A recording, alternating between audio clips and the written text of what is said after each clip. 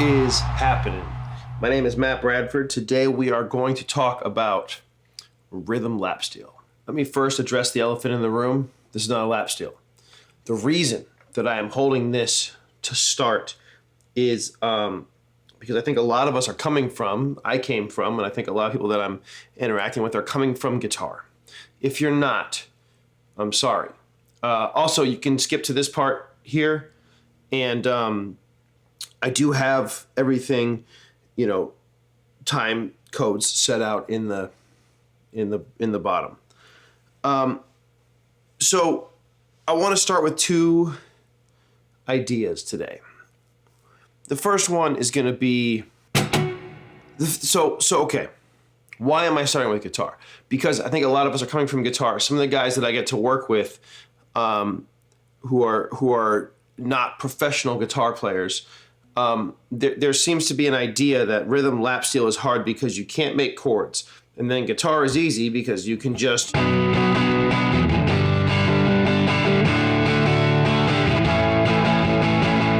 right, which is great. It's fine, but let's talk about guitar first. I'm not much of a guitar player, to be very fair, but I want to clarify some things on guitar, and then we're going to move to lap steel.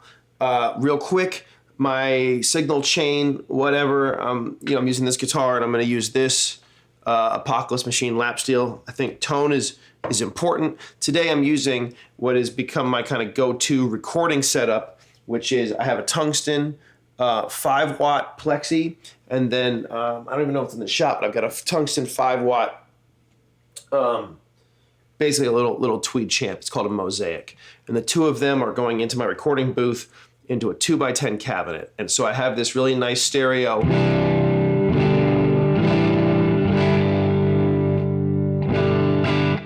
Edge of breakup sound, or breakup sound, if you will. And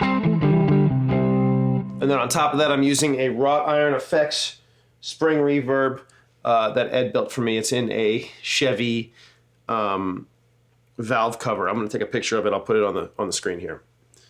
So, I'm using those, and then for a little bit of drive, we're gonna do some rock stuff. So we have this sound, which is fine, but it's not rock enough. I'm using a Menatone Fish Factory. This is the blue side. And so we're gonna use that, but we're gonna start with this, with our clean-ish sound. And I'm gonna use one chord progression today. And the reason that we're gonna use one progression is because, again, I wanna talk about how to apply laps or rhythm ideas. When we talk about lap steel, or we talk about guitar, or we talk about saxophone, or we talk about drums, or we talk about bass, or we talk about any instrument, it's all the same. We're playing music. We're not playing guitar. We're playing music. And one final disclaimer. I know I'm all over the place, but it doesn't matter. If you're looking for like traditional lap steel techniques, I'm not the guy. Lessons with Troy and MikeWitcher.com. Still down here. The same jokes every week. They're like super traditional guys. Not super traditional. They're great. They're great players. They have traditional techniques, and they know what they're doing. So if that's what you're looking for, then check them out. They're great. This is for me, for my style, whatever. But the main thing is, James Brown was yelling at his band one time, and he's yelling at I think the horn section or whatever, and he points at the drums and he goes, "What's that instrument?" And they go, "That's a drum, James." And he goes, "And what's that?" And he points at the guitar, and they go, "That's a guitar, James." And he goes, "No, that's a drum."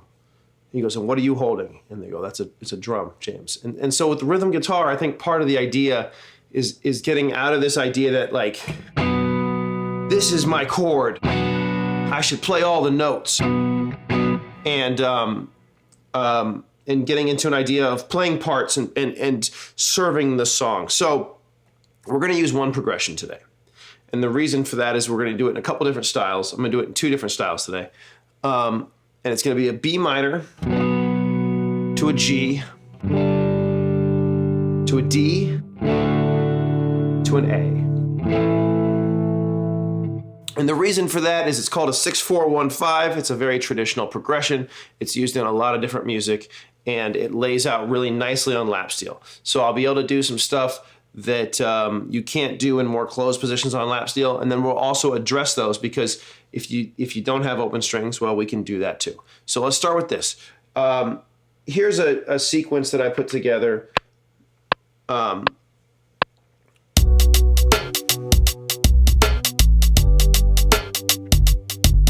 Okay. Now a lot of people are gonna hear that and just start, but they're like,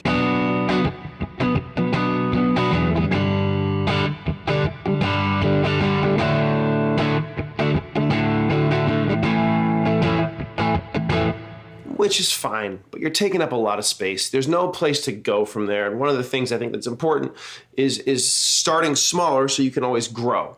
I'm gonna do a couple different things, but the idea for me with rhythm instruments a lot of times, especially if there's a band, is gonna be to create space. So if I have these chords,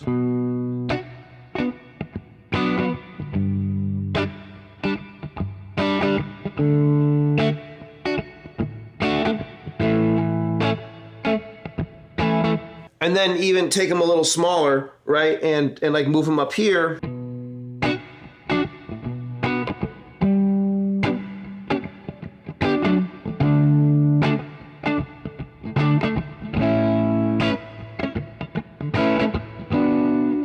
And then we can add little passing tones and stuff, but that's gonna create more space than just. So if I get the same sequence.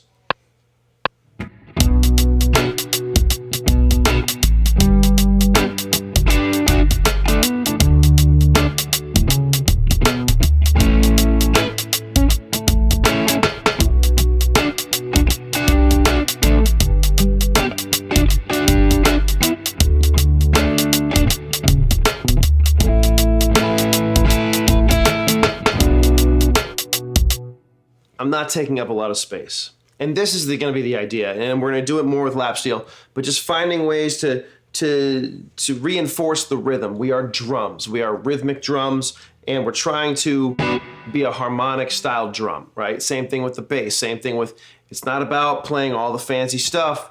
It's just.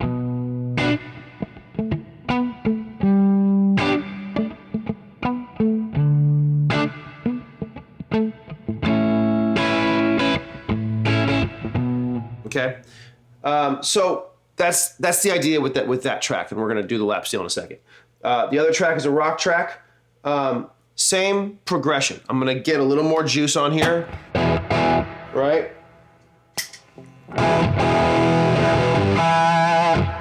Okay, so rock track.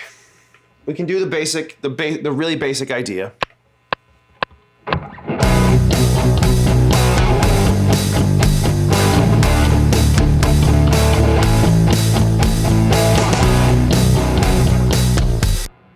And there's nothing wrong with that. Okay, there's nothing wrong with these things, but just when that takes up so much space.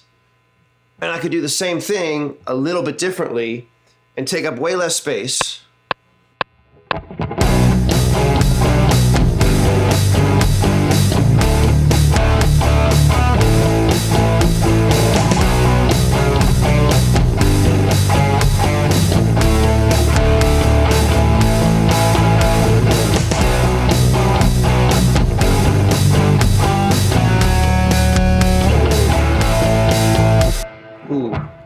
What was that? There was something cool in there. Again, this comes from not being a good guitar player, but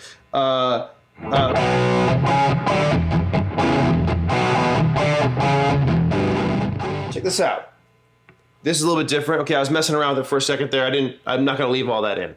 But I was there and I was finding this thing where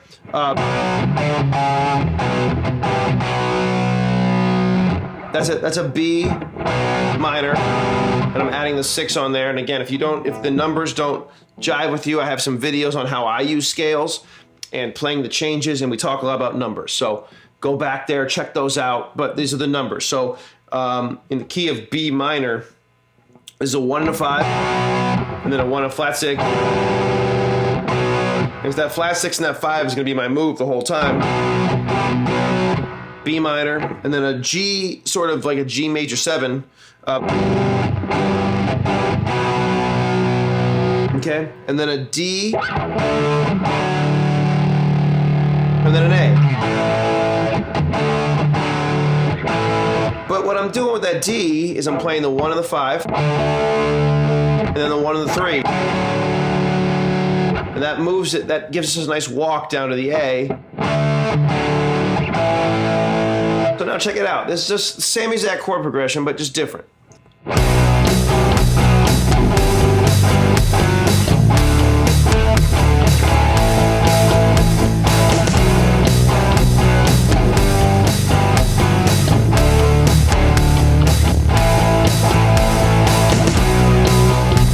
So again, when I think rhythm, anything, I want to get some more movement going. I want it to be more rhythmic, and I want to get away from just the chords. Sometimes, the more stuff you have going on, and again, these are all considerations that we're going to talk about. But now to the important stuff, right? Okay, the moment we've all been waiting for, right? The lap steel. I know. I'm sorry we had to take the detour, but I just want to point out that when we talk about rhythm, because we're going to talk about this right now, it's not about just banging away on the chords, right? Now, the B minor here, if I just cover up the bottom 3 strings on my 9th fret, I have a B minor 7 chord. It's a 1, 5, 1, 1, 5, 1, 5, flat 7, 3. Okay. There's my G chord. I'm covering up the bottom 4 strings. I'm muting the 2nd string, and then I'm hitting an open high string. So I have the same high string. Right, there's my D, just the open strings, and then A. Now, why is this important? Well, just to go back to guitar for 1 second. I know, I'm sorry. The B minor, highest note when I play it in this position. G, highest note. D, A. Right, my highest note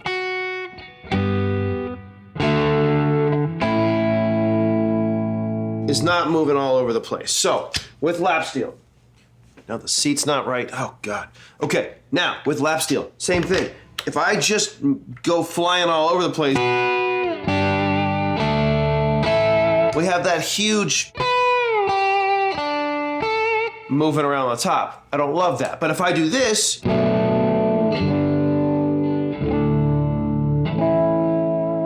what I have on top is we can get that 3, 2, 3, whatever was going on with the B minor was a F sharp. I don't know notes on here. F sharp. So this is that's the F sharp. No, that's the F sharp. Yeah. So okay. So there's. Oh. Which is another way to do it. So the first thing I'm going to consider when I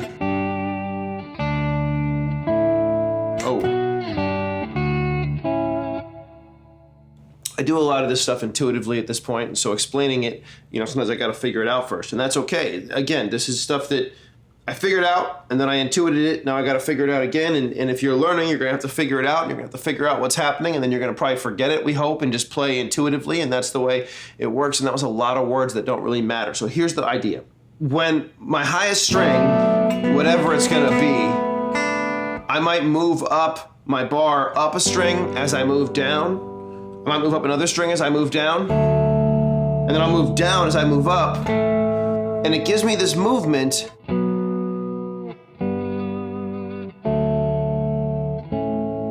It gives me a movement, an internal movement on the strings. I'm not even really thinking about it, even though I do know it's 6 to a 6 to a 5 to a 7. And I could also do 6, 6, 5, 5, right? I'm talking about my highest note, 6, 6, 5, 5, right? I can go 3, 4, 3, 2, 3, 4, 3, 2. I can go, we just did it, right?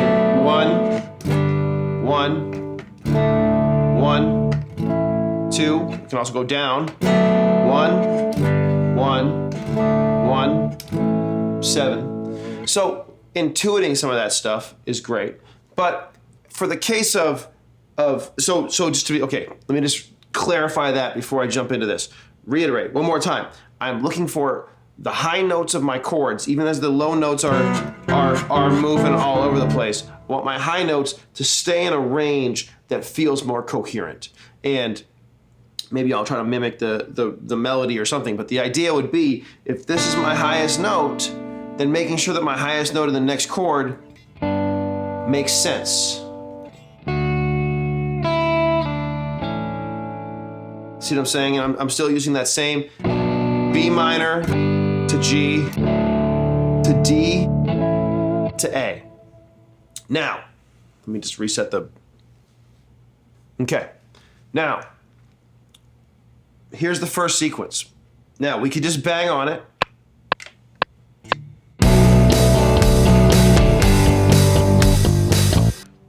That's the wrong sequence. We could bang on that one too. But check this out. I can...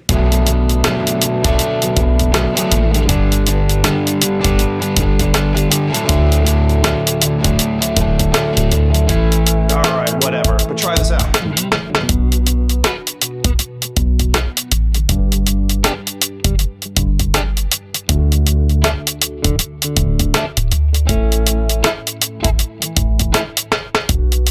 Starting to hear where that kick is. Boom. Boom, boom. Is really helpful. We can also try to grab some of the chord notes, some more chord. So, okay, so first thing I'm doing, the freaking ADHD squirrel thing is happening full bore right now. First things first, I'm gonna follow the kick with my thumb and the snare with my fingers. I'm gonna try to be a melodic drummer.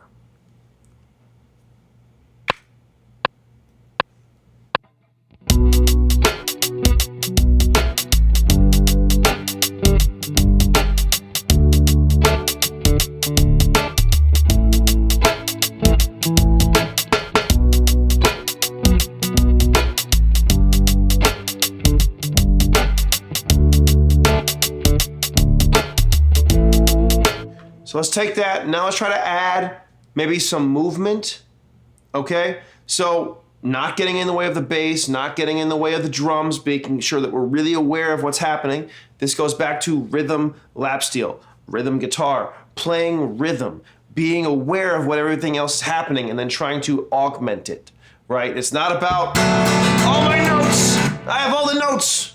I'm probably clipping the microphone yelling like that. Anyway, the point is, it's not about playing all the notes. It's about, so I'm gonna try to.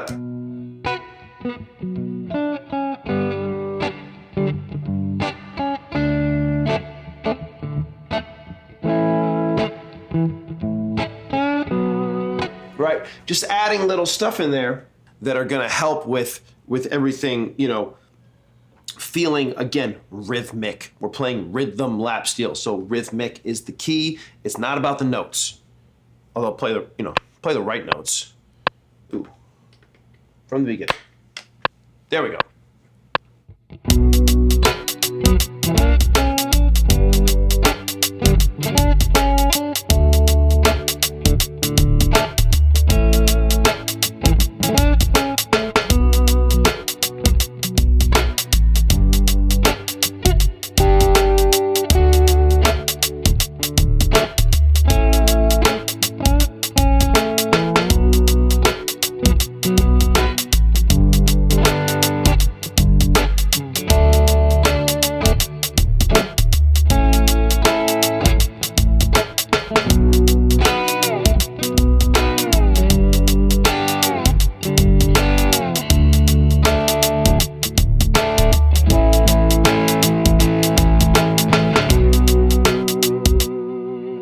So getting some ideas. Now, another thing that we can do is like a single note thing that's gonna grab chord tones. And I might grab some passing tones in there. So for example, we have our B minor, our 6th chord, if you will. Okay, that's the 1 of the chord, 2, 3, flat 7. That's gonna sort of suggest a minor 7 chord. Check it out. I'm gonna do that for each of the chords. So,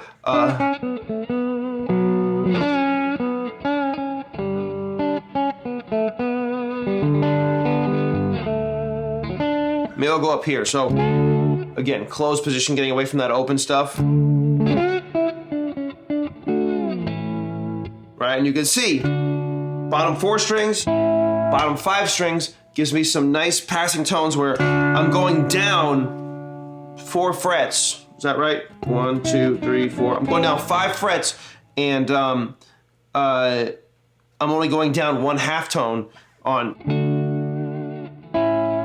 there. So I'm gonna try to grab some of that stuff too, but I'm grabbing the notes from the chord, try to make them rhythmic.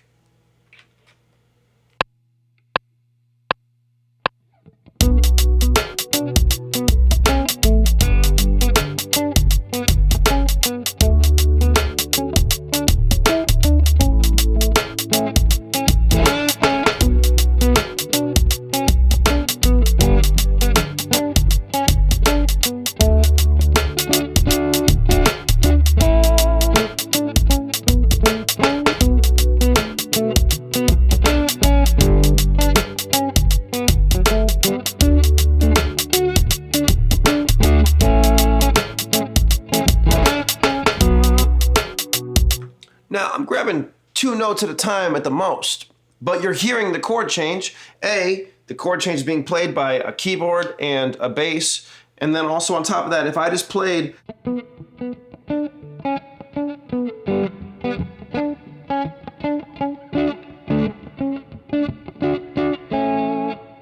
we hear the changes. We hear that change in those movements. So again, I'm just trying to imply it. I'm letting us know. I'm doing that stuff. Here's another way. Let's finger pick. I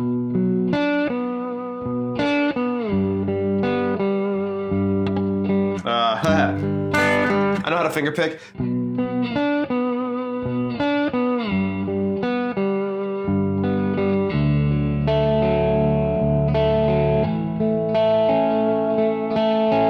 Now, I'm doing something a little tricky there where I'm adding an open string against the 5 chord, which, let's not do that. Let's keep it closed. But just know that that's a 5, and you can play that against the 5 chord and it feels nice. But let's...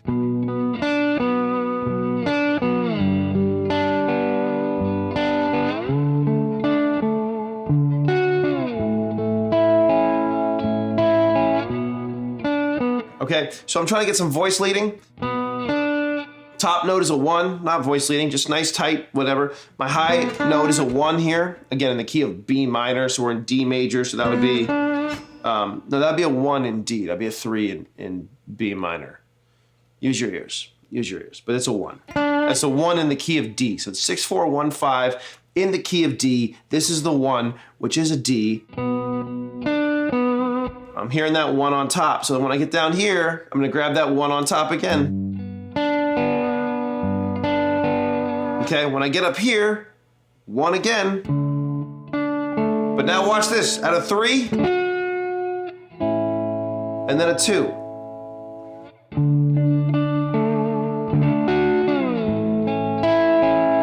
See that? So we're getting some movement. We have this against the chord, against the chord, against the chord, and you're gonna hear it all together. But this is what I'm doing. I'm just picking out notes out of these chords.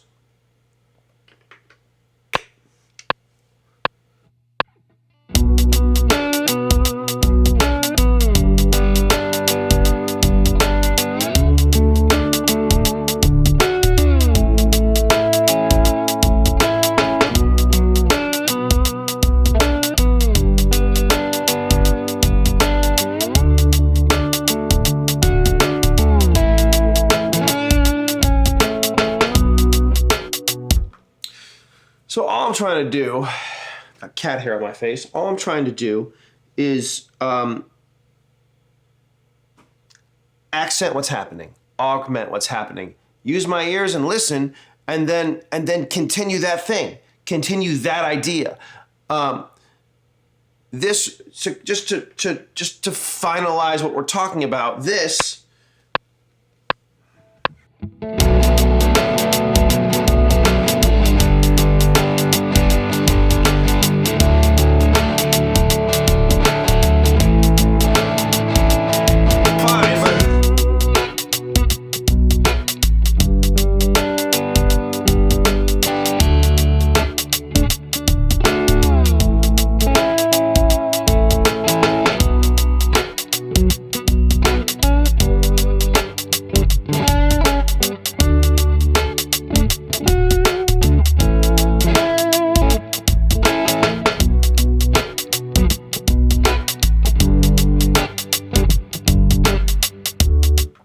I'll live with that all day. And then again, the joy is in the groove. So the joy, you look at a bass player, learning bass has been one of the best things that ever happened to me, because you just really got to sit,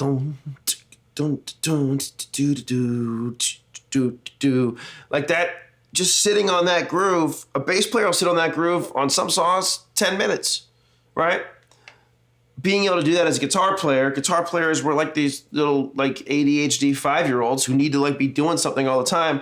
Relax, play the groove. The groove is fun. It doesn't need to be impressive. Just play the groove. So, on that note, let's get to the rock one. Same pedals, same amps, same everything from before, same groove from before. I mean, the rock groove. Check it out. Here's, again, we can just do this, just knowing my chords.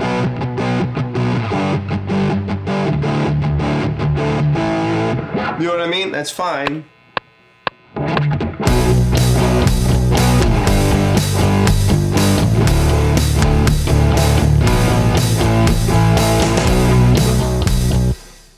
Apparently I can't even play that. But the point is that, it's there and it's fine. But, my God, that's boring. I want something that's going to be interesting, that's going to enhance what's happening. We have this just really doom, doom, doom going on, right? For the drums. That's what I programmed. Pretty common rock groove.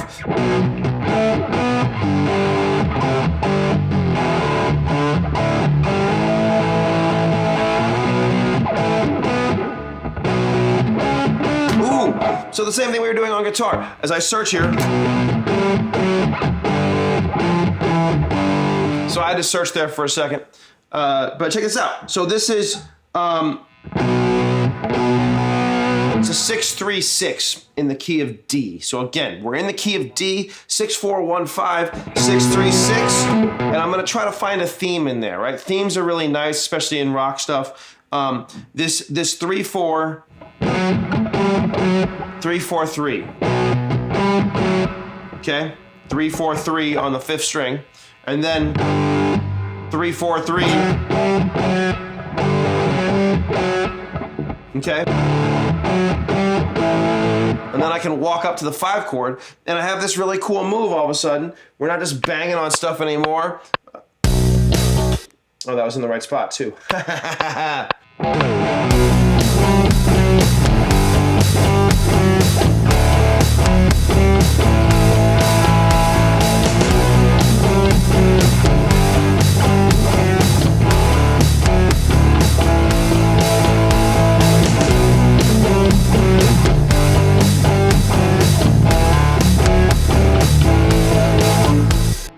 Right, and I'm just using chord tones. In this case, I'm trying to use a thematic thing, but you can see that, and then on the D chord, right, I have a little bit more freedom to move around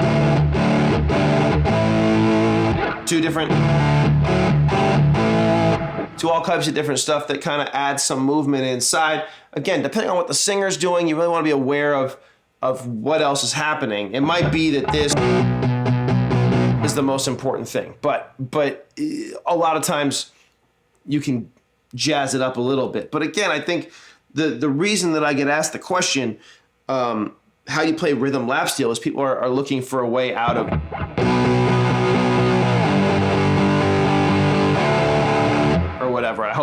hope that is the power chord on the bottom is self-explanatory. So, you know, there's other ways to do it. Let's just try a couple things, and let's see what feels good.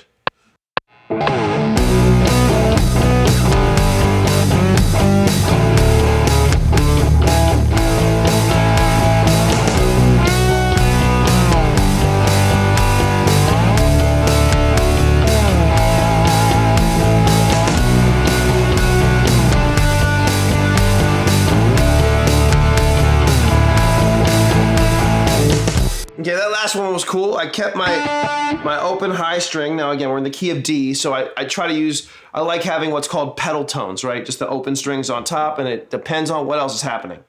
The more there's other people involved, the more we're gonna try to work within the constraints, and the more constraints there's gonna be. Sorry, I know that was buzzing. Hopefully I was able to mute it in there. But regardless, so check this out. I can do the chords actually. I'm doing my low string and my fifth string, and then my sixth string and my second string, and then my open first string.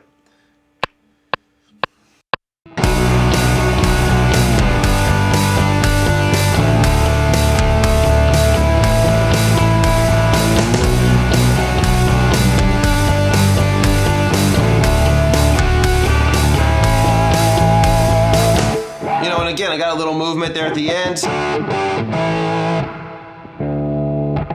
Nice stuff going on that's going to allow me to get some internal movement. Again, getting chord tones. We're going to get a little higher, get away from the power chord thing, and get some, you know.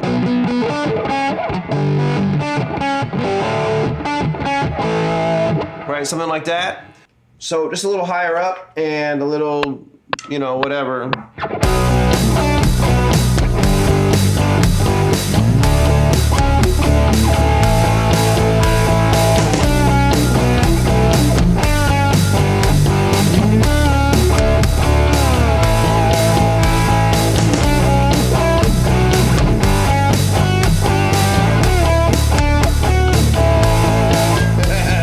Right there, I'm just grabbing. So again,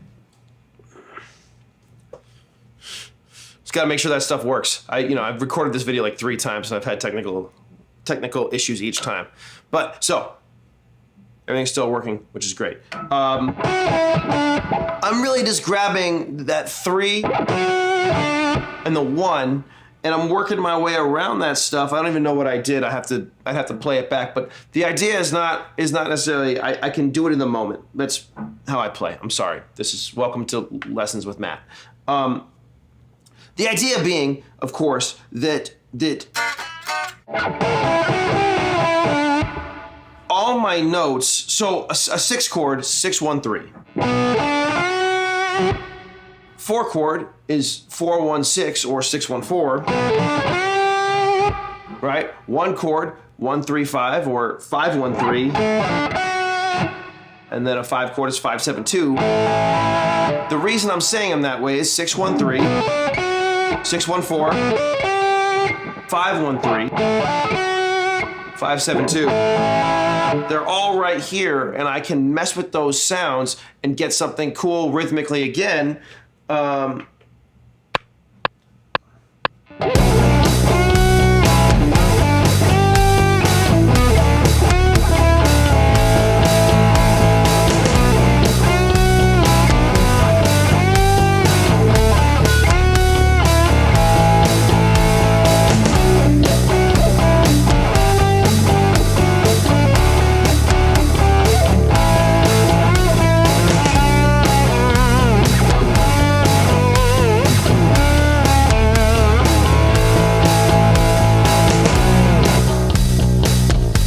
So is this starting to make sense? The idea is going to be to play rhythms that make sense within the context of what everything else is going on. But the real key to playing rhythm lap steel is also the key to playing rhythm guitar and rhythm maraca and rhythm marimba and rhythm, I'm trying to think of another thing that starts with an N, mellotron. Doesn't matter. The idea is going to be the same, which is to reinforce the groove and reinforce the harmonic content and not get in the way of what the other people are doing. So, I hope you enjoyed this. I hope this was helpful. I hope that it made sense, because I don't know, I just start talking. Yeah, you guys are rad. I really hope, I'm sorry it's been so long, obviously, since I did one of these, and I'm gonna try to do these a little more regularly as I get my setup a little more natural. So, thanks for hanging out, and yeah, man, practice your rhythms.